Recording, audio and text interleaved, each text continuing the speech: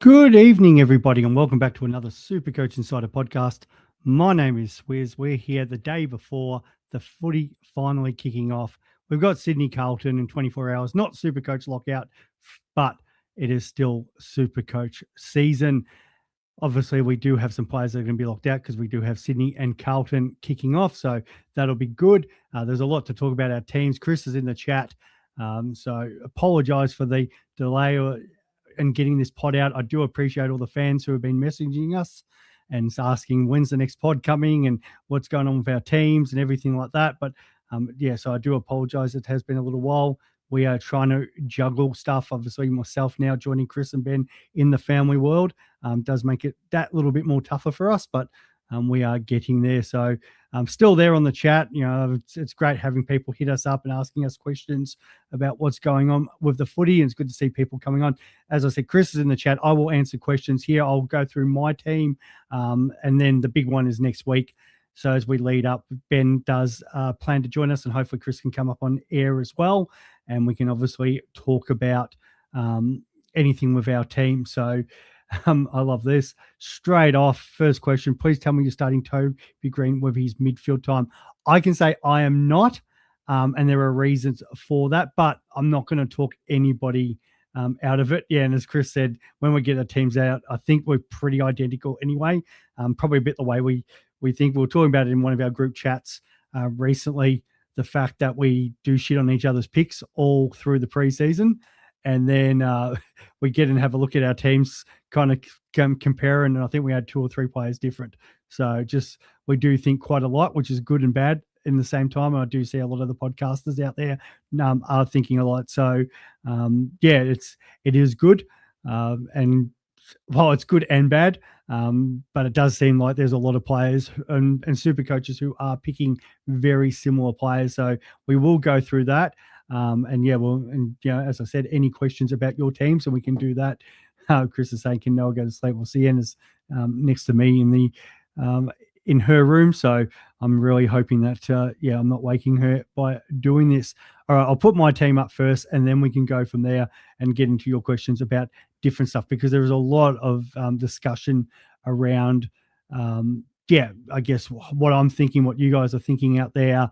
There are a couple of little changes. I did have Clark in instead of Nasiah, but I have put Nas back into my team. I've been playing around with the idea that I don't want really that many buy players. Obviously, Nas is a gun and he's just a superstar, could get more attention. So I do prefer the idea of starting without him. But the other point is maybe Clark, how close can Clark get to him in those games that they play together? And then obviously Clark getting the bonus of not having the buy. Can he still do well enough there? And then that would give me an extra sort of 80K. It's that 60K to bank. So if I can have my total cash to be $100,000, that would make life a lot easier. There's a couple of things I can do with the cash. So there's probably 2 or 3 players I am playing around with, and that could change as early as tomorrow. But at the moment, the back line, yes, Nas, Rosie, McCarthy. I still really like the role he's playing. He's playing pure midfield.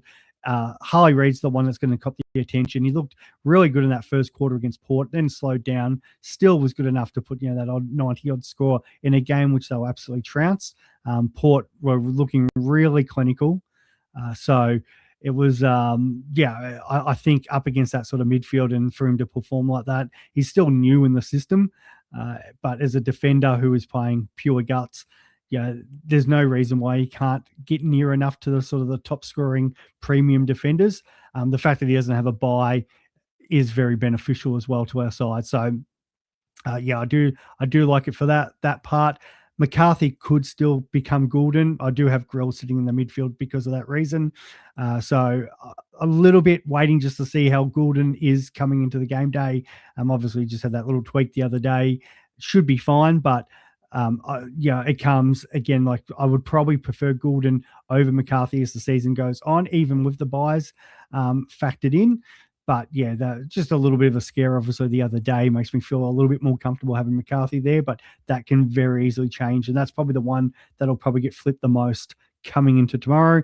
McCurcher, obviously, that finger injury, but still got him in there. There's a couple of guys I might pivot to, but I'm still would prefer McCurcher if he's there first up. So he's there until he's not. Blakenson, I've talked about this before, the fact that, he does offer some ruck coverage when he gets dual position. We know Brian's not back. The Goldie's retired, Draper's moved on, so he's the number one man at the moment. And he's a natural ruckman. He had to play defence because of Essendon's injuries last year. Windsor, another mid-pricer. So a few in this side at the moment, but he obviously is looking really good playing those midfield minutes. They've lost clarity, they've lost track. And then it just keeps a defender off.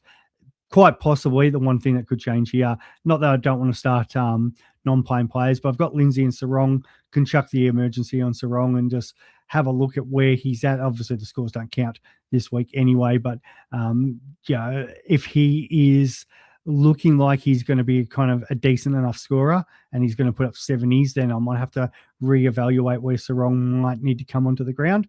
I did talk about this in my previous pod as well about the buys. So I played around with the Bulldogs and the Sydney players. I only want one. At the moment, it's annoying because I don't actually have a round 2 guy in my defense, but round 3 there's Sarong, and I've talked about this whole idea of it allows me to loophole, say, a Lindsay, and if I was to move Grill back there, it gives me a little bit more flexibility with that. And then obviously with round 4 at the moment, it's just Nas down there, so trying to avoid as much buy players as possible and maximize my score down there. So that is what's happening in the defense. Okay, I'll quickly move then into the midfield. Not a lot's changed there. I've got Butters, Anderson with that draw. No Rowell. They've got track in there helping, but to have West Coast and the Tigers, it's so soft. Chris and I have both talked about this at length, about the idea of potentially then moving Anderson. We've both been big on moving premiums before. Obviously, we don't want to burn too many trades, but with 40 trades, still, we always feel like there's room for one. And not that I don't really want to let go on Anderson, who might be flying, but it does then open up Dacos, Bailey Smith, who has a really soft draw straight after their bye. There are some options there to get them in, especially if it'll all depend what sort of Dacos puts up, but they do have a tough little draw to start off the season. Saints, Giants, Brisbane not long after their bye as well. So, try to have a look at a couple options in there. Maybe it doesn't even maybe have to be Smith or Dacos. Maybe it's one of the Brisbane players. Maybe it's McCarthy, for example. So there is a way to pivot. Anderson might just get to the point where he's just flying so much we might not able to, but that I think does open up some room there. Walsh, it's Walsh season. He looked awesome the other night, and he's got the Tigers in that round 1 clash, so I don't think there's any dramas there. Young will be an interesting one to monitor. It's only minor, but it does probably scare a few coaches off. I'm looking at Ralston. I want to see how he performs this week, and that's another way I could drop some money down. Potentially, if I put Nas down or played around there, I could possibly. There is a way for me to get Young up to maybe even a Goulden if I get really creative with a couple of these mid prices. Tanner Bruin's still in there at the moment. Again, it just depends about his role. So that's where it probably comes in, where Tanner Bruin, if his role isn't good, this round 0, I can drop him down and put Hayden Young up to, say, a Goulden, Grill, and then Jagger Smith. Sharp. I've got Edwards on the back. On the bench.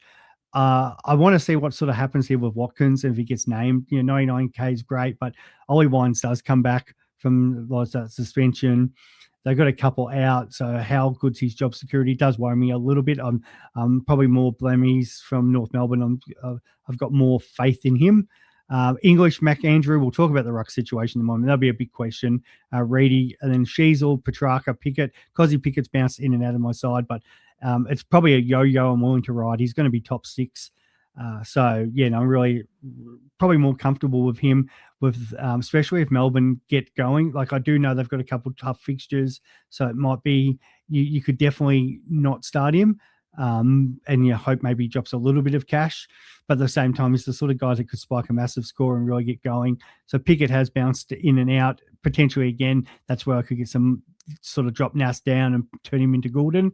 I just don't like some of the forwards as much. Okay, I've got Lombard and I can move things around there, but I think there's probably a little bit there in defence with some of those defenders that we know have already been named. But now that Durkinson hasn't been named either, it probably does scare us off a little bit there. And then, obviously your Flanders, Philpott, like everyone. Marshall comes back in, got that defensive role. Doverson looked good. The answer to North Melbourne's small forward prayers. Robertson and Lombard, I think most people have a lot of those players. So There's a quite cookie cutter in some of those positions. I'm pretty sure Edwards is like at 1%. So there's a couple of pods there when it comes more to the rookies. So that's what I'm sort of looking at the moment. I'm happy to hear your guys' opinion, but also I'll talk through all your questions as it is. So thank you to all those people who have already jumped on. And yeah, we'll start talking about some of your teams here. So yes, as you said, Luke, it is Walsh season. Him and Jagger should give Carlton supporters a lot of hope going into this season. So that should be good. Nick Blakey has to be the hot topic with Mills back. Yeah, like his run home last year was amazing. And I have played with the idea. Again, it's this whole buy situation. If there was no buys, I'd probably start Blakey. It comes down to it's like how many of these buy players do you want to start in each position now? As you can see, I don't have any Swans in. I've played with Gordon. I've played with Heaney. I've even with Grundy. I think Grundy potentially is the number one ruck this year. It's just sort of the 80K difference between him and English, but I'm not against it. In a perfect world, I'd love to start both Grundy and English. But yeah, I just think for the saving that money, what it works out to be about 77K or something. But that's probably the only reason there. But in regards to Blakey, yeah, I think it's great why Mills is there. They've brought Sarong in, which shores up their defense. And they want to get the ball into him at all costs. Like, he is that mover off half back. He can get up the ground. And the big thing is now he's got someone to kick to. Like Charlie Curnow leading out, and especially at the SCG where obviously less kicks are required because the ground is smaller. So, potentially he can hit up Charlie and get some goal assists, which would be huge. And you only have to look at his scores on the run home from that Richmond game, really, where he got that 146. The problem for a lot of people not jumping on was, 146, it's against Richmond as expected, has a bye. And then, by the time he's got the Port game, he'd already jumped up, thought of 60, 70K, and it was sort of harder to get on there. But then, he's gotten 96, 106, 96, 123. The Giants 65, no surprise there. Sometimes they're able to restrict, especially if they're playing at their ground, which they were at that day. 155, 128, 104, 115. It's an amazing scoreline, and it does have it's food for thought to definitely start him. He's underpriced if he keeps up those numbers at 548. Again, the buy is probably the issue there, and the idea that when I was saying about Anderson potentially pivoting, the hard thing is it's the same buy. So I was looking at maybe is there a Saints player? Is there a GWS player that I could potentially do it? I heard a great theory about potentially starting Bont today by somebody and saying, okay, is there, do you sort of start him for the high ceiling through the buys? And then do you look at maybe taking a risk and then pivoting him there, which was, it was an interesting theory. It's probably not something I'd really thought of about there, but it's kind of like Nas. I'd prefer Nas long term, but could you do something like that with a Nas or a Whitfield and start one of them up until round 4, especially Whitfield, because he's got a really good run for in regards to halfback. And then when it comes to round 4, so Hawks, Sydney, Bulldogs, and Suns would have just had their bye. Could you pivot to a Blakey there? Yes, it's burning a trade, but how many points could you potentially get ahead by doing a move like that? Still maybe banking some cash. Yeah, there is some food for thought, but I've got no issue with people saying Blakey. The only problem is you cover. So, it is best 20 or best 18 during the buys, but then you've got to have, you'd prefer to have bench cover because those people have got the bench cover then are still going to be playing best 22 to select where you're only going to be selecting from one less player, especially if you're going to start Sarong or Jacks or Selwood, who are all being named. So I am seeing some teams who have actually got the premium plus the 2 rookies, and all of a sudden they're actually short in their backline come that buy round. So if you do have a rookie that fells and you're only at best 18, you're going to fall behind compared to other people. So that's just my worry a little bit about that, depending on how many Swans you get. Biggest question, I will get to Mac Andrew in a second because a lot of people are going to have that. Hey, Fab, always appreciate you jumping on, mate. Good chatting as always. Any interest in XL from the half a game we saw could be primary kicking taker? Yeah, so this is Xavier Lindsay. My mate Grimo was actually on this, sending me stats about this the other day. So he's named in the midfielder. He is a mid-pricer. And I should have had this up because I was actually probably expecting Primo to jump on and ask me this, put this question up here because, he's sort of big on the numbers. And He always pulls one left field for me, and probably not getting the love just because Caleb Wins is there, but 273 in the midfield, break even of 51. Getting those kick-out shares.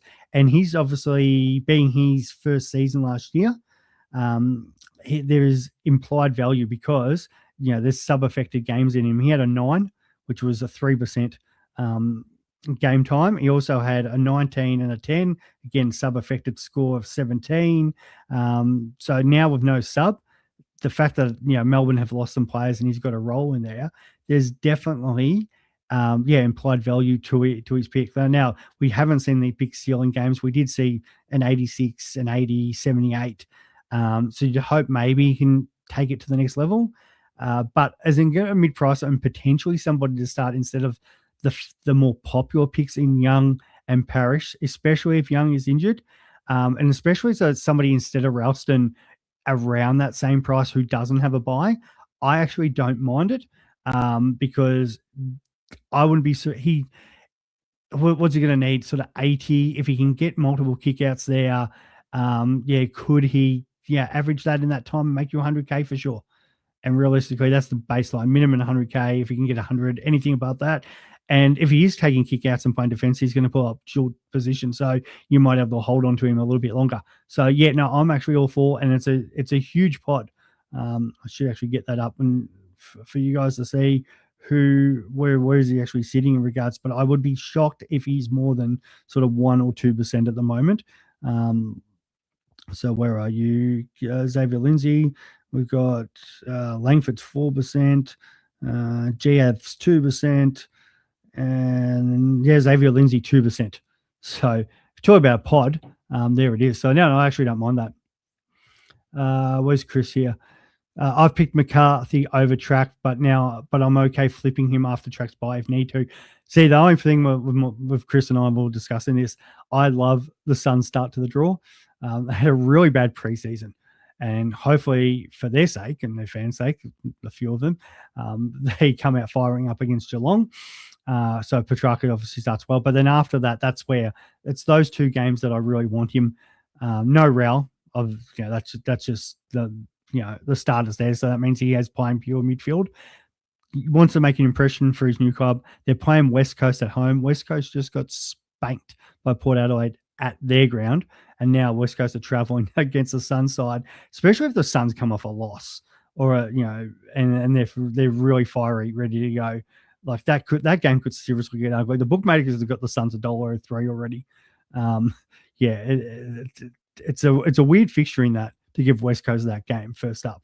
When we talk about sort of buying in hope for the bottom team, looking after their Suns, and then the round 2 game against my boys, the Tigers, who arguably they get 18th and 17th this year.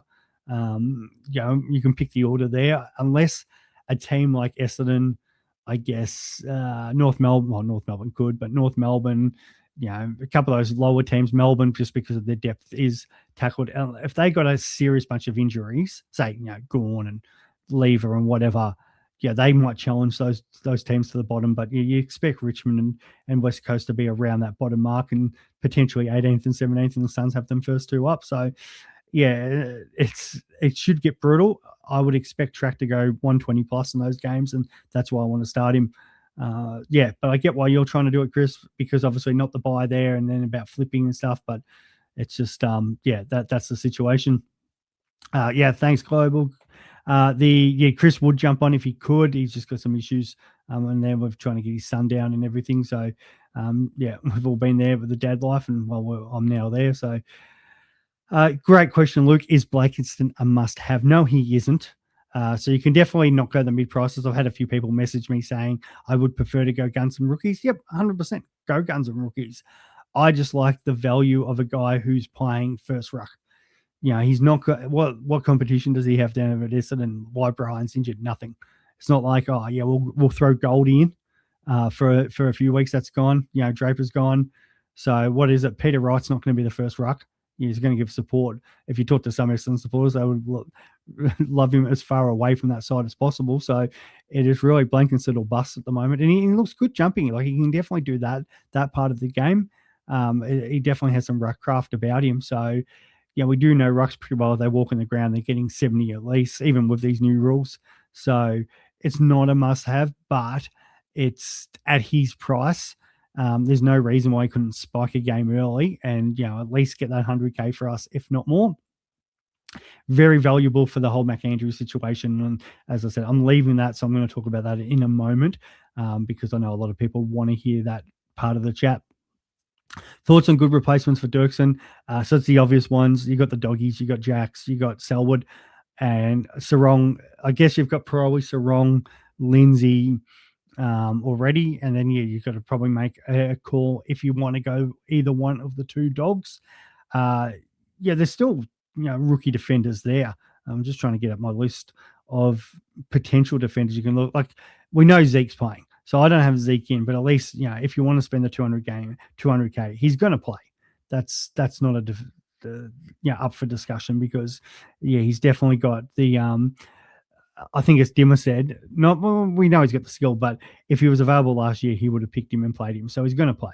It's just, it's going to be maybe a slow burn compared to some of the other guys. So that's great. There's JP, sending me a message, former winner JP, and that I'm not going to rub my nibbles for you, buddy, no matter how good of a bloke you are. We were putting up a list the other day and sort out what we thought about a ranking for each defenders, and I'm just trying to find where our spot is here. That's the forward line. Defence, here we go. So I had Grill 1, Lindsay 2, so you got Sarong. I actually like Edwards from Adelaide, so I've got him in at the moment. Hopefully he's obviously named and everything like that, but I think he's a good opportunity to be named. Darcy Moore is now out of Collingwood, so I don't know what Chris thoughts about that and what that opens up, and his thoughts about Parker, but I think Chris was pretty bullish that Parker would be a mainstay in the 23 for Collingwood, or at least maybe around that area. So you definitely could look at Parker. Whitlock from North Melbourne is a defender forward, and then you've just got the real slow burn Gibcus. I don't know if it's going to be a huge scoring, but he's going to play. Richmond, this is the one of the great white hopes for the future, and they're obviously going to want him back in there. Do we jump back on Callahan if he gets named? It is a really interesting thought, and maybe that's the play there that I was sort of talking about. Not that, again, as a guy I want to trade out, but there has got to be some food for thought there at all as well. My only issue is obviously now just that interrupted preseason, and kind of want to see how it. Well, we kind of get to see how it goes. We get a free hit here. If he absolutely dominates this game, and I know it's against a Hawthorn team, it's got a bit of a weakened midfield, but if he plays and dominates the game, it's going to be hard to ignore because he was looking like a lot of people in their top 5 for midfielders this year, and there's no reason that with the new rules how they are, he couldn't go that. He's still got, Tom Green out's a big loss, but Clary coming in, at least it's a like-for-like replacement to help Callahan do what he needs to do. It's just that, how's he going to handle the extra attention? But geez, he's a gun. And definitely is somebody that we would have to consider if he plays and then plays well. And in fact, saying there, I hope he just goes under the radar, puts 105, and then just warms into it. We've got here, I love the McCarthy pick. Thank you. As I said, I will get into this Ruck chat in a moment. I'll just answer some questions. We've got Angelina here. Hey, Swiz, all the other legends in the and all the other legends in the chat. Thank you. Here we go. Almost. I like Noble for the transition play, meters gained, kickouts, and scoring involvement. No other sons except Lombard. Now there's 2 parts. Rioli looks like he's going to move out, and we know Daniel Rioli has played up in the forward line before. He can play multiple positions because now the Suns they've got the ability now to move some players around because they've got the extra midfield depth. Their issue for so long was Raul Anderson took. So now bringing in, now we know Raul's obviously missing at the moment, but Raul comes back in. And now they got Raul Anderson, Track, Tuke Miller, who looks like he's going to play a bit more forward. They're still going to want to get time into some of these other guys like Bailey Humphrey, who can run through there at times. So there is some talk about Noah Anderson playing a bit like Zach Merritt did last year, late in quarters, going back to halfback, just that extra leadership, just to settle them down and not try to concede goals at the end of quarters. So there is some talk a little bit about that, which didn't hurt Merritt's game when he was doing because he was just racking up cheap ball at the end of quarters. So does that hurt? But then does that actually help Noble because they may be looking at going a bit of a slow transition at the end of quarters, so he can maybe rack up some free ball. But you are very right. He is the one that goes under the radar. The former Pie, who does have very much that role. Can he push to be? I think this is with his price. This is the hard thing. Can he push to be up in that top echelon? And we've got such a clear bunch of defenders who are going to be, leading the pack this year. Nas, obviously, Sinclair in his role, now that Nas is not going to be in defence as much. I'm very tempted to start Sinclair over Nas because nobody's taking Sinclair with Nas in the side, and he's going to run around and get 30 touches and do whatever he wants. So we've got Whitfield, we've still got Ash, you got Geordie Clark, and as people have mentioned, you've got Blakey. And that's before the obvious one who could be challenging for number one as well, which is the Port captain in Rosie. So we've got 6 guys there. I still like McCarthy because of his price. If Noble didn't have the buy, I think I could warm to that a little bit more. The hard thing is, you do, that's an extra buy player that you are taking on, and especially, maybe not necessarily for the defence, but in other positions where you're probably having Swans and Bulldogs players. We actually talked about that before in defence, but but even throughout your whole team, it's just an extra buy player that you're going to deal with. If you play just solely for leagues and you don't care one iota about the buys, then sure, it's a way easier choice to do, and it is a massive pot. Again, can he lift enough? Like, there is points there to be had potentially for him. Could he get a 10-point bump? Sure, no problems.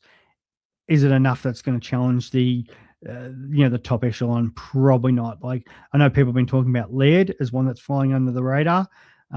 It'd have to be even, Josh Worrell's been brought up to me a few times, but there is a lot of options, back there. And that's where it becomes really difficult to say, even like, you got your Jasper Fletchers and stuff like that. So, Josh Dacos is another one, but he did play all games last year. He did average a nice 98. If he was able to find 5 to 10 points, and I don't think it's unrealistic because of these quick kicks that may come out of packs where before, they trickle over the line. I know, like the ones late in quarters usually got paid deliberate, but you get a few that, it's in the contest and they go 10 meters, 15, 20 meters, and the umpire just throws it in. Now that's a deliberate out of bounce. And we did see on the weekend where a few halfbacks were just cherry picking at the end back of contests, and they were taking the kicks to set up, or the person taking the kick was doing the switch play. So does that mean Noble could get 1 or 2 of them a game? And that's where he could find 5 to 10 points. It's not out of the question. So you could see some of these, but then if he's doing it, could other halfbacks be doing it too? And could they have growth? Like, if the rucks are coming down as we all expect, and the top ruck this year, we feel like might be even as low as a 115, maybe probably a 120. I don't think it's the echelon of 130 like we've been having. Those points are still going to go somewhere. And even if it's those inside midfielders who we think might drop a little bit and it's those outside midfielders, I think there is a bump for the halfback flankers this year. And it might only be a couple points, but it could be 5 to 10. It's not out of the realm. So, it's not the worst point.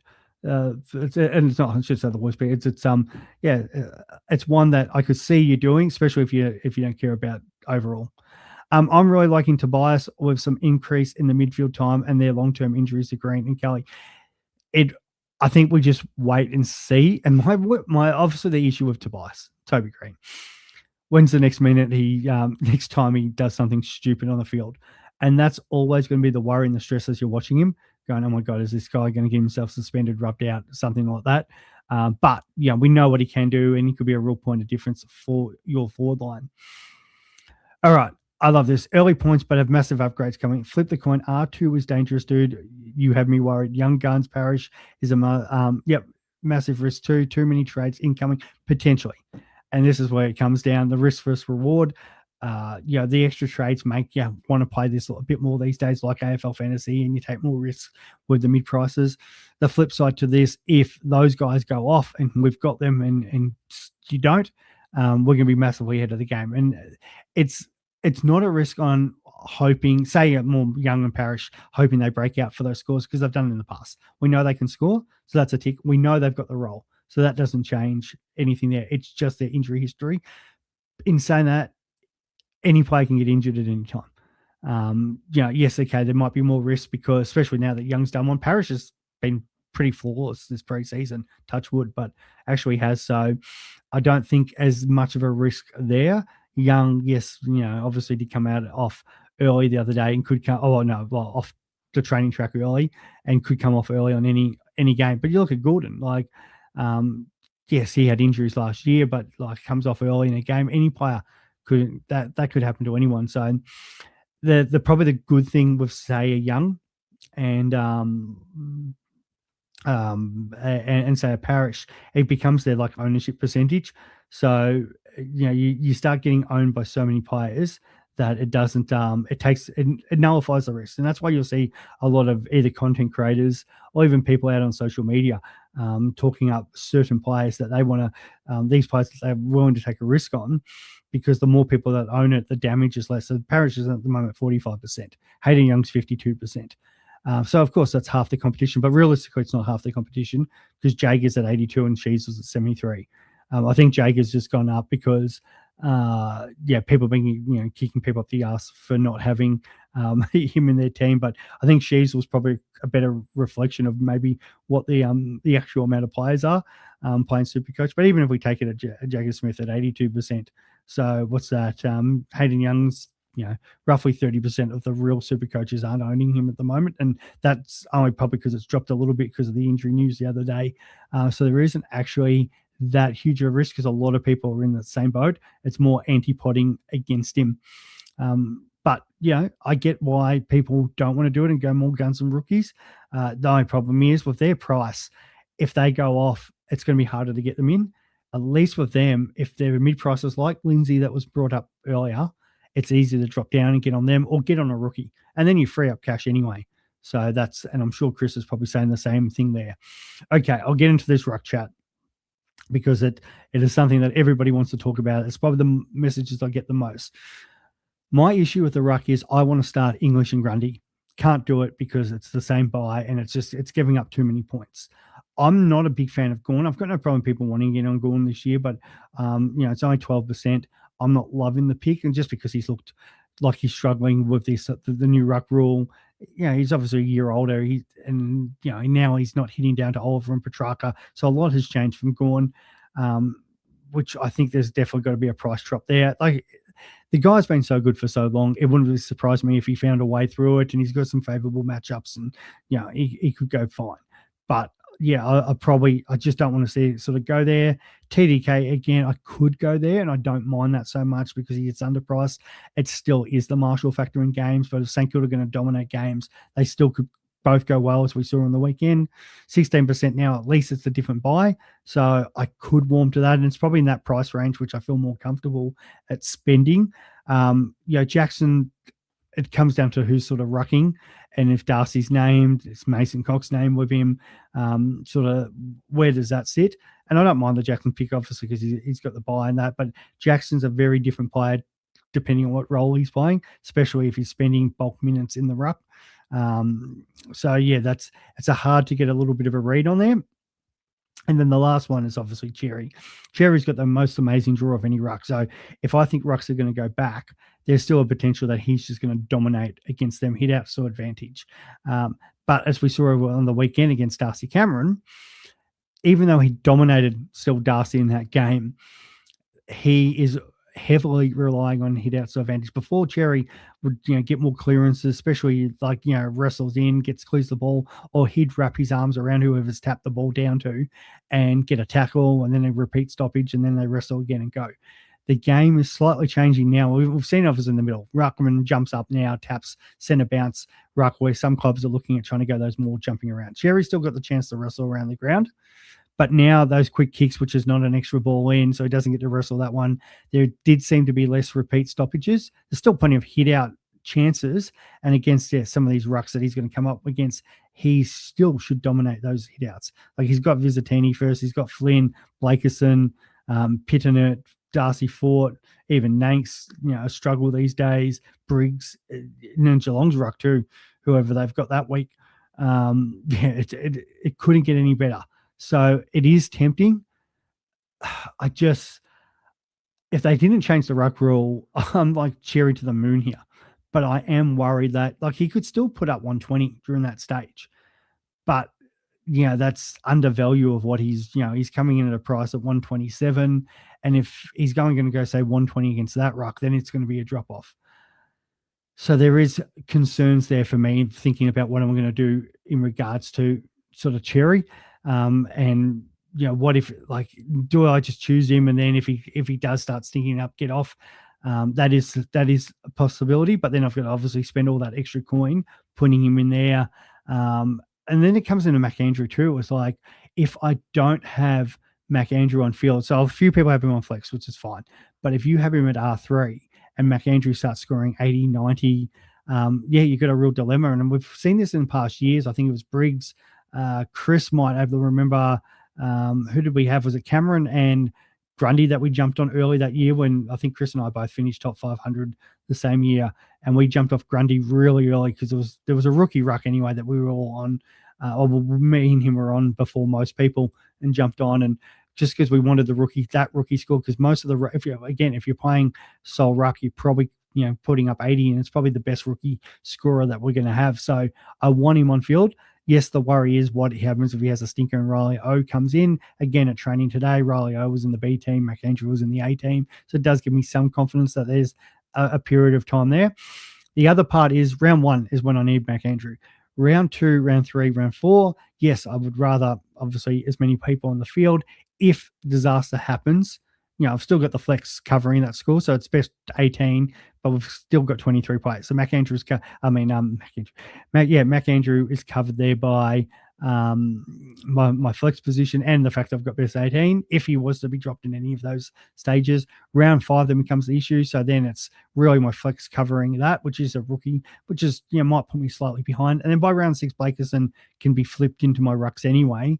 And then I can move Reedy forward and I can do a bit of a reshuffle of my team until Blakerson's made enough money to get one of those rucks who has dropped money. And hopefully it is Grundy or something like that. Or I can potentially use one of my first upgrades to go a ruck. So I don't think the risk is as huge for the hold being dropped because we do have these buy rounds and best 18. So that is my theory on that. But I've got no problem if people want to have that flexibility and have them in, especially with a flex. And then you've got to have Reedy anyway. And then what you can do is Reedy swaps with Mac. I keep saying Mac Andrew. That's it is. So Mac. Lachlan Mac Andrew, and he gets Mac Andrew then goes to R3. The Reedy comes into your flex, and then you can swap Reedy into your F8. So it's probably safer, but I like playing with a little bit of risk with these games and stuff like that, and I'm happy to probably back him in. The ruck draw is not terrible. It's that first game. Okay, Collingwood, Darcy Cameron's a very experienced ruck. Bulldogs against Tim English, I think they'll want Mac Andrew rucking up against English. I think English would just destroy Riley O over the ground. Geelong might be a different story, especially down there in Geelong. They might want the bigger body. But if Geelong goes to Connaughton as a ruck, that's probably makes sense. Jackson then. So I could see, Mac Andrew being the guy that they go for 3 or 4 weeks. Especially if teams are going to go more those sort of rucks. Maybe as they get later in the season and you start coming up against your Darcy Forts or your Cherries, your Meeks, the real big-bodied ruckmen as it starts getting to colder months and whatever, then I think they might turn to Riley O. So that's just my thoughts on that anyway. So I'm happy if you don't want to go as much risk as a few of us are going. And, things could change. I've had a look at Visitini. That's one of the guys, especially like a Hayden Young or whatever, I thought about moving to, just that little bit of extra protection. But I'm more concerned about him, just sort of his scoring profile and how he's going to go. And it's the same issue there with Sweet. So I'd rather do it with a rookie guy. All right. Who did I get up to? Chris has been answering questions, which is great. I'm scrolling down here. What have we got here? Black, Windsor, or Lindsay versus Dawson, Grill, and Carroll. Not a lot of people are looking. I'm gathering that is Dawson from Adelaide. I think you need Grill. That's just a no-brainer. I probably think you kind of nearly need Lindsay too. Carroll, I'm not 100% sold on Carroll, but we get a free look at him too. If I was making I would probably go Black, Lindsay, and can you make Windsor Grill?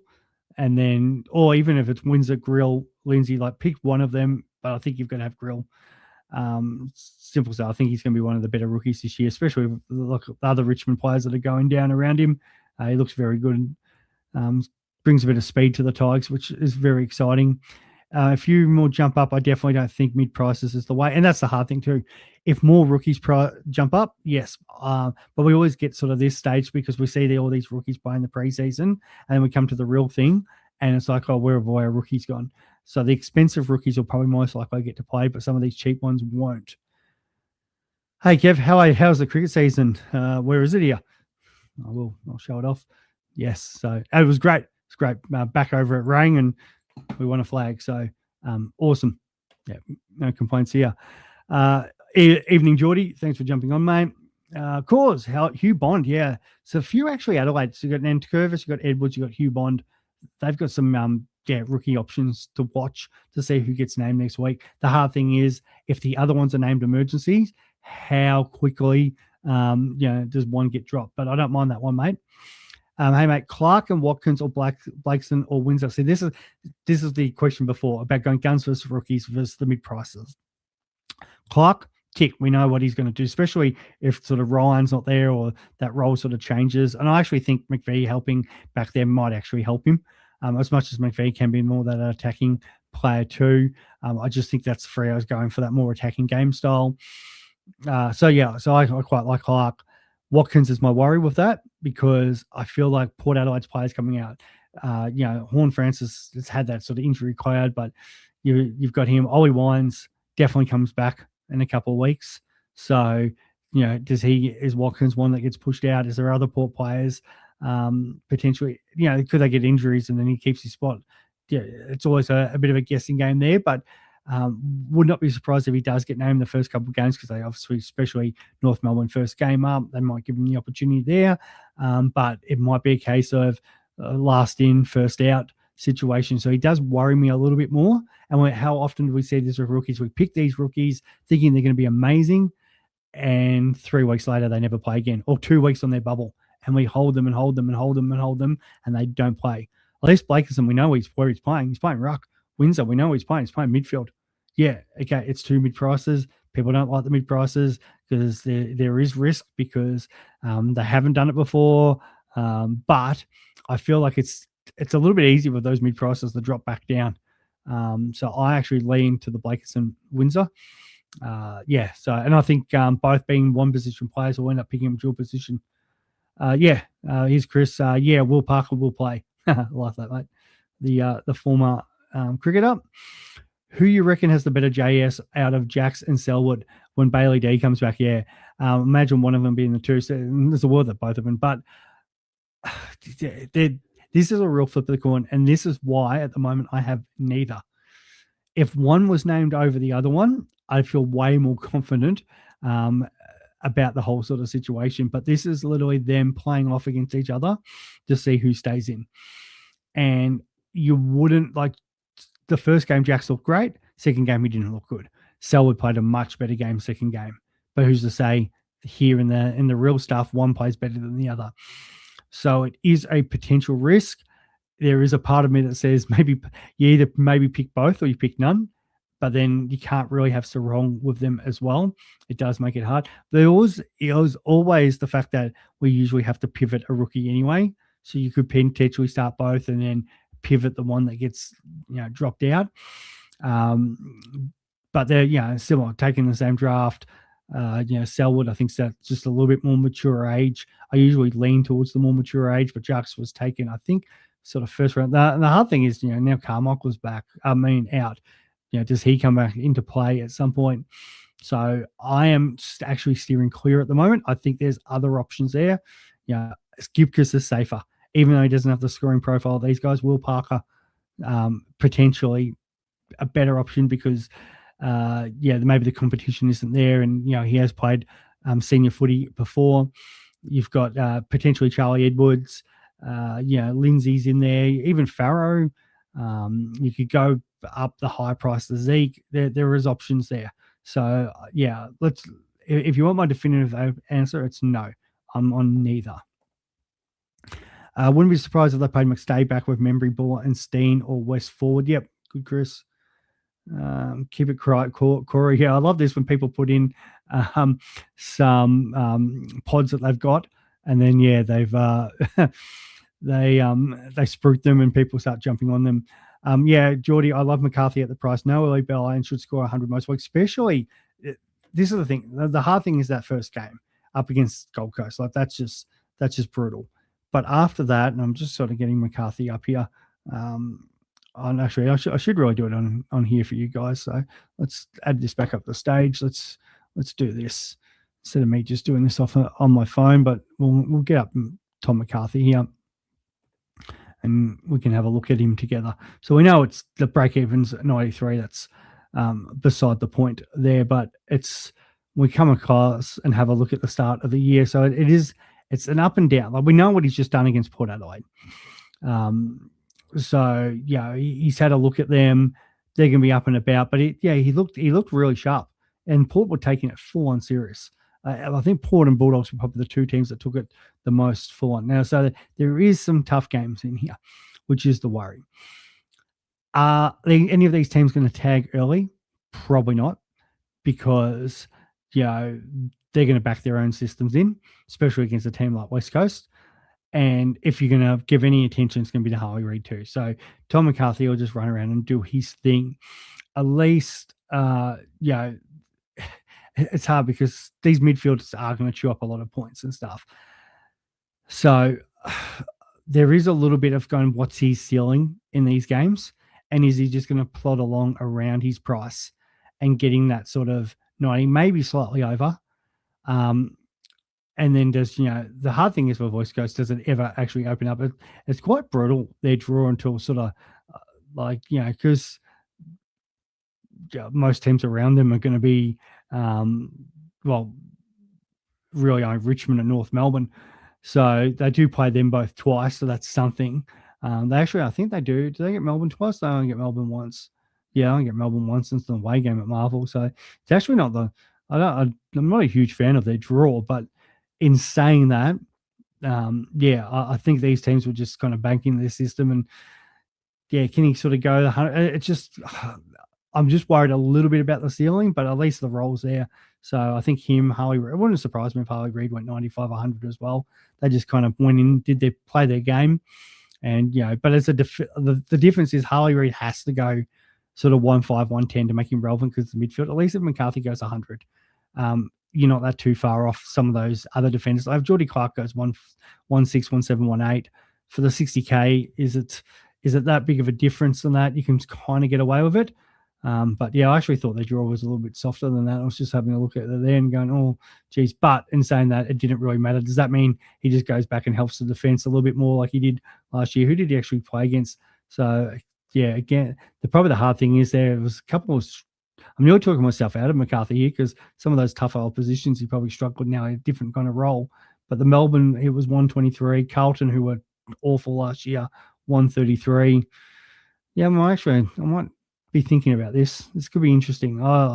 In my head, I thought they had a little bit of softer draw because they felt they were bottom. So I still do. I do like him, but most weeks, might be an interesting one. That I might consider my options there. I still like him, but I'm actually, the more I looked at that, I was just sort of talking myself out of it. I've locked in English as one of my beer rucks. I think English goes back to what he sort of did 2 years ago.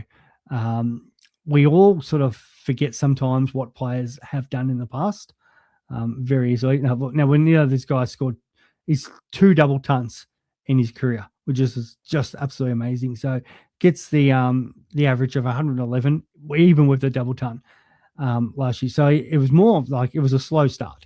The 58, there was some sub scores there. And then he had a period there where he went really well, and another period it started to drop off. And but we go back to the year before, 2024, and pretty consistent. At least then it's not, and this was, I think I've scared a few people here because, again, low scores. He went on an absolute tear at the start of the year, and then he had that 58, which just ruined it, and then it was like bang, bang, bang. So he had an average of 117 with a 58, which was pretty, that's pretty good because it's like really should have been up to 120. He has one bad game, it absolutely costs him. This was over a whole season in 2023. Yes, it was 128. And yeah, there's some mass, and that wasn't even like his 200 came the year before. So this is where that sort of start without the 58. That's what it sort of looks like. And he went 100 and nearly 140 to start the year. So if he can find a way not to put that little blemish in, like he did 2 years ago, and this is where sort of those ruck rules were suiting him more, and then became more of a wrestle fest, which does not suit Tim English. So the fact he can run, jump, get around the ground, do his thing, yeah, it does make it a lot, more beneficial. And then we kind of look up that draw. So round 1, he plays up against Briggs, McAndrew in round 2, cool. Round 4, Blakerson. It gets a little bit harder with probably a Meek, but he'll get him around the ground, so that's probably fine. Geelong, whoever they're throwing up, and then even then, it's like it's only Grundy. Jackson's a similar ruck to himself. Obviously, Jackson's got that more aerial presence, but it's not like another big body there. Port, it's going to be probably Sweet or Visitini. Carlton's going to be pitting it. Then we start to get into a bit more of, I think, the slog in this section, but definitely to start the year. So we've seen 2 or 3 years there where he's gone heaters or could have nearly gone a massive heater. I just really love the draw, the position, the Bulldogs. Every year we give him hope that this is going to be the year, but I love him. So it becomes between Jackson, TDK for your second. Doesn't seem like Jackson will be the main ruck. I feel like Freo have played their cards, saying if Darcy's not there, Mason Cox is going to be there. So he's going to be sharing the ruck anyway, which is a little bit frustrating for us because we kind of would have preferred him just to be sole. TDK's not. At least we've seen it already. We get another free to see it. If TDK goes 100 plus here, even with Marshall again, it's got to be considered. The price is right. We saw him play with a second ruck last year of pitting it. Like he's going to be the main guy in the ruck. So yeah, definitely needs to be considered if he does well against a solid ruck. Darcy Cameron's a very solid ruck. So if he can prove that he can kind of do it up against him, I think people will start to warm with that idea for sure. What's that? Prussia. I don't know what you mean about that. Or Matt Flynn. Matt Flynn, at least we know, is the number one ruck there. My thought process with TDK is that Carlton was the preferred backup. Where St Kilda, they've definitely brought him in to be the main man. He has. They definitely have. But we get a free look at them. Obviously, the splits, and that's going to be the important part. Everything I've seen through St Kilda practice, TDK is the number one man. Yep, for sure. So I'm not against it. Obviously there's some limitations with Marshall being there, but again, it comes to what sort of happens there in that game against Collingwood. Reeves is a beast at effective ruck taps. If he's named, he might be a good. Yeah, Reeves at his price could be. The only problem is, again, when do they drop him? And they do have Chol there. But they love playing Chol as that second ruck. It gets Chol into the game more as well. But yeah, I agree. Like if they kind of would leaning towards Reeves, you might have to consider it. Carl. Swiz, which, if any of these blokes, would you seriously consider, and how many max would you prepare to start? So I've got Parrish, I've got Young, I've got Tanner Bruin. Definitely looking at Ralston, potentially something to pivot to. I looked at Roberts when McCarthy started to go down. I'm not against that. I think it spends a lot of time in that Bombers defense again. He's the main man. Ridley can't get on the park for more than 5 minutes. So I don't actually mind the Roberts pick. It's a good price. So again, how much can he jump up? I would pick him. I feel like McCarthy's obviously got a way bigger ceiling. DeGoey, I'm off completely. I don't like it at all. Just because he's never done the triple figures. He's not going to start doing it now. You got the Dacos Blues wax in there. He's fine. He'll go well. But as an actual pick, and I just don't like it. Canelio, again, it's a bit of a wait and see what happens with Callahan. And if Callahan's there, it just takes more points. You're going to have Callahan and Oliver. Yes, okay, Green's not there. But, they've still got Ralston, Toby. There's options there. And I think Canelio has been dropping off over the last couple of years. So, I don't like him. So I think of that group, you could do Parrish, Young. I don't mind. I think you can do 4. So it's either Parrish, Young, Bruin, and then maybe a Roberts or a Ralston kind of thing there. 4 is your definite max, but 3 is probably better. Rucks, are you going 2 times 5 set and forget options, or are you banking on a top liner so banking on a top liner depreciation. If Cherry gets there anywhere under 600, then I'd happily pick him up. But the main one I want is Grundy. So I actually really want Grundy in English. And it's more the case of I just want Grundy to get through his buys more than anything to pick him up. So I'm hoping just because of his price. Now, I don't think so because Grundy absolutely finished on a tear. But, just still the fact he's at that price. Let's see if I get rid of Lombard, we can probably get Grundy up here. There he is, Brody Grundy. So it's 677. There, break even 125. It is still hard at that sort of price, but just because of the natural way Supercoach and the value works, players at that price just drop down. And that's the same with Bond. I've had Bond in. I like Bond. Well, I actually love Bond. I was obviously on coach's panel, spruiking him up. Still, wouldn't mind considering him. It's just that buy factor and stuff.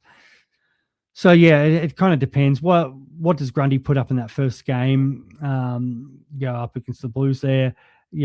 Brisbane, Hawthorn, West Coast, I don't think it's really going to worry him too much of the Rucks.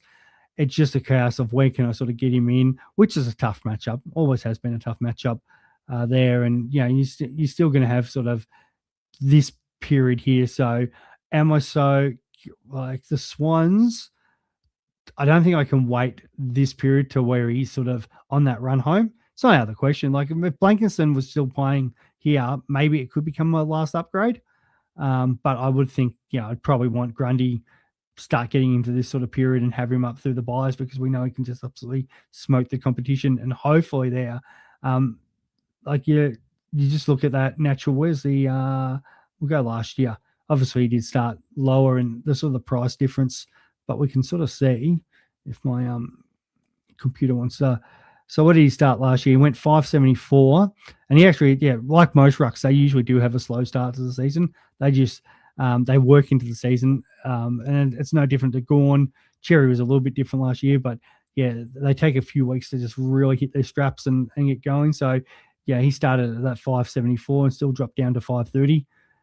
So this case where he's 677, could he drop down to 620, 610? It definitely can happen. It only takes one bad game from these big fellas too. So we get up Gawn from last season, prime example of this. So we'll go down here if it'll let me. And 2025. So we know he had that shocker up against Cherry after a good start, got the 88. So he started up there at that similar price to what Grundy is this year. And then very quickly dropped 90K.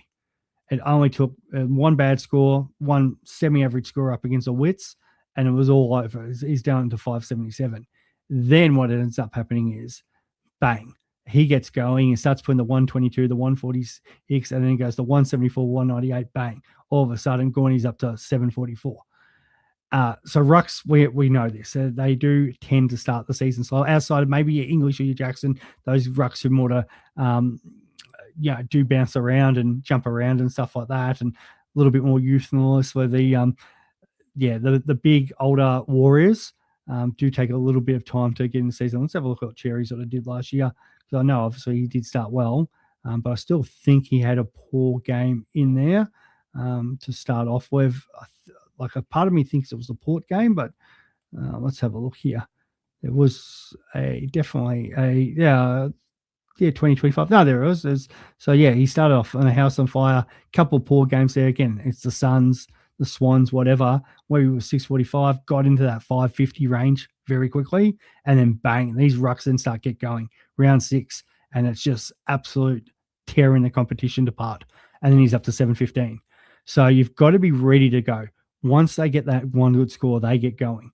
So, if it's sort of around after that buy period or where we get the dual position where we're probably making our first upgrade, that's when we've got to get going. And whatever ruck is in that situation, whether it's Cherry, Grundy, even Gawn, whatever, and they start turning them around and they've got good fixtures, then I'm more than happy to kind of jump on them. Again, it could be a DeConning because we've got the flex. I could definitely look at DeConning and just have that cover to get them in. But I think that's definitely a bit of food for thought. You've got to jump on these guys when it's value. And if the perfect word would be McAndrew, or if those who are backing in Visitini, not as many now, but or Blakeson. Let's just say Blakeson starts as your D5, D4, 300k, goes 80s, gets up to 400k. Can you, after 6 rounds, go one of these premium rucks drops to say 550, 570? Can you find that 170k to get from Blakeson up to there? You've saved, $200,000 more than probably other people have paid, and that's probably worth a trade. So yeah, that's a bit of thoughts on that. Who we got here? Paul, thoughts on Murphy Reid? Yeah, do like him. The issue comes how stacked their midfield is. You've got Sarong, Brayshaw, Hayden Young's back. I saw Amira still lying around. You got Jackson going through that midfield at times when he's not rucking and playing every other role under the sun. But here's their future. The kid will be a star. He's going to get no attention. It's not going to be as consistent at the moment. The fact I think he's a 300k forward. I'm just sort of looking up, he's double checking his price here. Yeah, the hard thing is it's 370. If he was 300 under, it'd make it a lot easier. 9% of people still have him in. So there's definitely improvement there. But it's not enough. If he was in another side, if he'd gone to Richmond and they'd picked him up instead of them getting, say, Jonty Fall, it's maybe a different conversation. That's why people are looking at Lawler, because that breakout's probably easy to come because they're going to get free reign of that role. So good player. In fact, he's a forward, fine, but not for me personally. Hey, HTC, welcome back. Thank you, mate. I just joined. Are you guys planning for more vids? We're going to try. We definitely talked about trying to get together and stuff. We love getting on and talking to each other, and Chris was in the chat. It's just has been a bit difficult. Like, my wife's probably going to crack it because I am still talking and I'm next to my bub's room at the moment. But yeah, I didn't think kids were going to change this much where I wouldn't be able to podcast. Obviously, I smashed out like 100 videos pre-season last year, and it was huge, and it was great that I got it. It was around sort of having time off as well, which does make things easier. Trying to balance that. I've been doing a podcast for my new cricket club. Well, it's my junior cricket club that I've returned to. And then just, trying to balance work, and then every other spare minute trying to be with the bub. So it does make it a bit harder. But I do love doing this for you guys. I love chatting. The whole Supercoach thing. The people I've met, it's been amazing. So I do love coming on and making the videos and stuff. And I've been working actually a PowerPoint, a full thing to do for next week. So I actually was going to try to release that as but like as a pre-season thing, but I'm going to sort of expand on it and go from there and go through different stats and everything like that. So there'll definitely be some videos next week for sure. How often the ongoing video, especially as the season drops off, like we know once people get their team settled, not as many people tune in for videos. It is easier just to do it through chat and everything like that. And a lot of people do, obviously send DMs and stuff. And when I do get time, I try to answer them. Usually easier when I'm on break and stuff at work. So I do try to flick them through, especially if they come through in the morning, because I do work stupid o'clock. I'm obviously up late at the moment because I've got tomorrow off. But when I'm sort of doing stupid o'clock, it definitely it keeps me up and about when I'm sort of reading messages on break at 6, 7 in the morning, because I shouldn't say 6, 7, but 6 or 7 in the morning, because what else I'm going to do there? There's not a lot else open. So I love DMs and helping people with their teams, which does, it'd be better if I could do as many videos as possible, but it does make it a bit harder. So you did have a question there. I'm going McCarthy chip. He's very much a pod for a guy that dominated. My only issue is, does he get more attention now? Because as much as a gun locking early, he is that little bit older. We know what McCarthy can do. A lot of teams don't tag early, so that should be fine for you. It's just the worry if he dominates, they'll start. It's the same pattern every year. And I get on and say the same thing every season. Teams will back their structure outside of probably Geelong, who will have Ocean Mullen, who will probably go and do a job first game up against either Sarong or Brayshaw. But every other team will back their structure in. And then it gets about round 6, there's players dominating. And then what happens is Kane Corn starts coming out and says, why doesn't teams tag? And then teams start tagging, and it works, and he gloats, and he says he looks like he's the best person in the world, which, he's, to be fair, he does know his stuff. He just obviously puts a lot of clickbait stuff out there as well for the views. But so I think early on McCluggage dominates. It's just then what does he get the attention? And I have been picking up Neil in a lot of drafts because I think Lachie Neale, considering everything that's happened in the off season, will probably actually just make him focus on his footy a lot more and could just really dominate. So I feel like he could be a massive pod. But yeah, I've got no problem with the McCluggage one. It is definitely surprising how little he is owned, especially when you compare it to, say, Dacos. Obviously, Dacos is the big name, the easy name, but McCluggage has a proven record now. I did mention this guy before, Jack, and I do like the question. Sneaky pod on Worrell. We'll be taking the kickouts. There's no Mark Keane there. A lot more on Adelaide's defence is going to go through Worrell. You got Laird there. You're going to have Worrell, Kilty, push up. Yes, it's just a question of how much, because as I went through before, and this is a little worry about McCarthy, there is so many gun defenders. How much can these guys challenge some of these other guys? I feel like it's easier if you can somehow find a pod in the forward line, but the back line actually seems to have a lot. In draft, probably made a mistake the other day in one sense. I picked all these premium defenders because they were just there for me, but there's so much value in the draft in defense compared to the other lines. I could have just picked up some players later on. Give me your thoughts on LDU. Warming to this idea. Average 97 last year. Let's get this one up on my screen. So yes, did definitely average less. And we see this players. Some players have a sort of down year, and then they come up the following year. No Wardlaw there, so we know that's obviously a situation. We'll go filter to North Melbourne. I'm really hoping that's not my bub making noise in the room, because I might have to wind this up in a minute. But yes, so he is 526.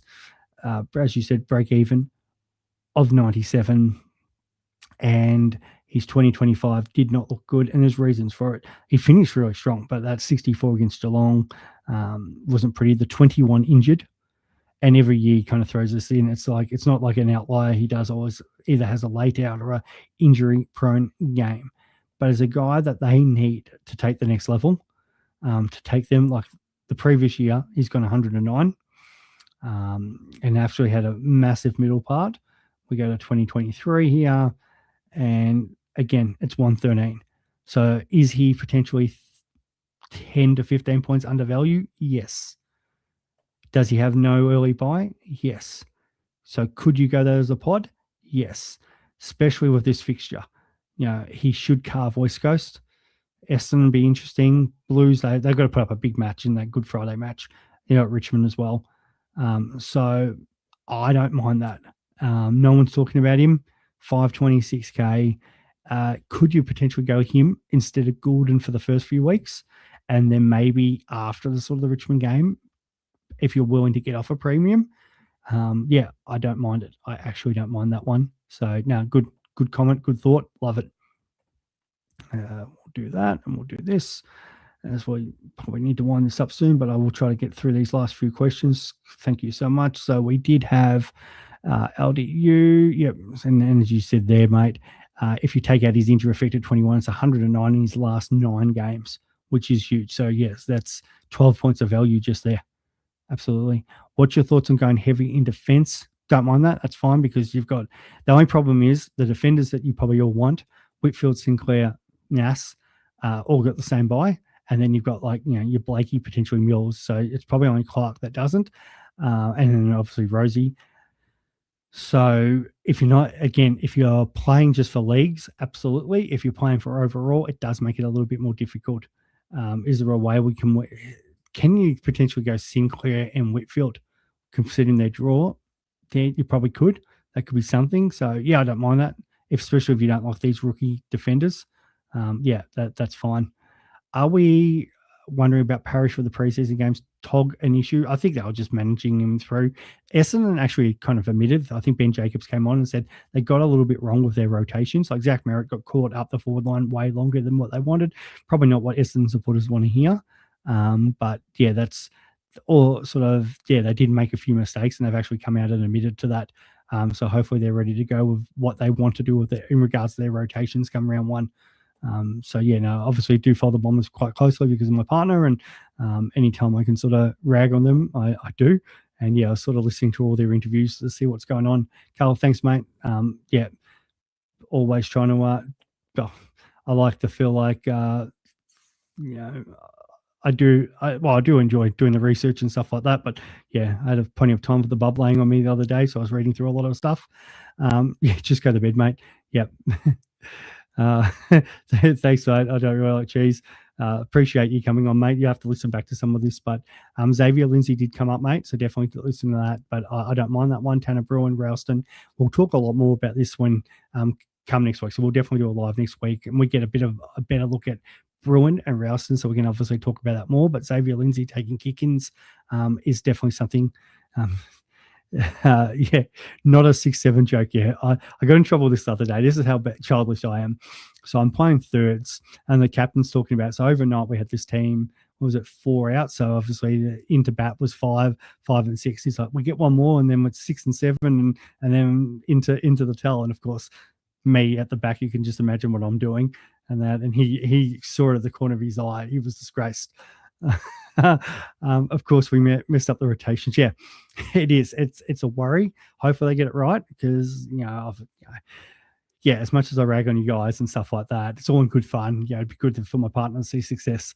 Again, for the Bombers, it's just obviously growing up through the 90s and having my a couple of my best mates, Essendon supporters, and literally just putting up with it every weekend. So that's why I hate the Bombers so much, because I've literally grew up with their success. Like North Melbourne had success, Geelong had success. I didn't have a North Melbourne mate growing up. Plenty of jokes we had there, and I had one mate who was Geelong supporter. So it's just surrounded with Essendon supporters growing up, and they used to just let everyone know about it. You're in the schoolyard, they're all wearing their Essendon tops and stuff like that over it. So right now, the fact that we're a bit of a rebel, I do enjoy it, just because of that. There's been enough issues with like the one a few years ago when there was a ball to get and the players were too worried about running off to do their interchange instead of grabbing the ball and stuff like that. It just always seems to be Essendon with this sort of stuff. So, it was a problem. And as I said, Ben Jacobs did admit to, muck up some of the rotations, because Chris and I were having an argument about what we feel about Merritt this year. He's been big on Merritt. I'm not. I know they're professionals and everything like that, but you can't say the hierarchy, as much as they should be winning, isn't sort of planning with the possibility that Merritt is potentially looks for a trade again. Do they look at playing him out of position to try to get more experience than some of these other guys? And they've got some guys in there like Caldwell and Parrish is back, and Durham. So do they get the first choice? And then where Merritt used to call for the ball all the time, and as a captain, you're going to pass it to him. Does that happen all the time now? No, it doesn't have to be a huge drop off, but that could be enough for 5 to 10 points a game. And that's just sort of my worry a little bit about Merritt and how these rotations, and maybe that's part of it. They were trying to work out, who to get in there and everything. Again, round ones, they've got a week and a bit to sort this out. But at the same time, you'd probably want it worked out, the fact that, you've had all preseason to sort of do that sort of stuff. Masturbator, Parrish and Oliver have lost their accelerations, can still win the ball plenty, but will never be great again. Not to the levels we want them to. The difference between Oliver and Parrish, if Parrish was 450, we're not having this discussion. It's a difference. It's just because of how cheap he is. And that's where he doesn't obviously have to go as much. He's 334. So, you take that into account. It's a break even of 62. So even if it's 20 points, it's 82. Like, he should smash 82 in. So can he be a 90 guy? Yeah, that's fine. That's enough to make cash. And the fact that we're still getting 90s on field, that's sort of what people who's kind of picking Rochelle. Now, again, it's the forward line versus the midfield and stuff, but, Connor McDonald, these sort of guys, all in that sort of price range, but he's cheaper than, most of them anyway. So, he's never going to be a 110, 120 guy due to the injuries, due to the way the game's played, anything like that. But can he spike a score? Absolutely still. So that's why we're picking him. And it's hard at 334 not to think he can't at least come out. And, Hawthorn's midfield is beaten up. So would I be disappointed if it's sub 90? Yeah, of course. He should be good enough to sort of plot along that to make us some cash and get up to 450 plus. And if he spikes one and could get up to 500, that would be brilliant. But, I'll take 120 to 150K out of him and we'll go from there. So that's sort of what we're looking at. Perfect. So thank you for everybody who jumped on. We'll end it there.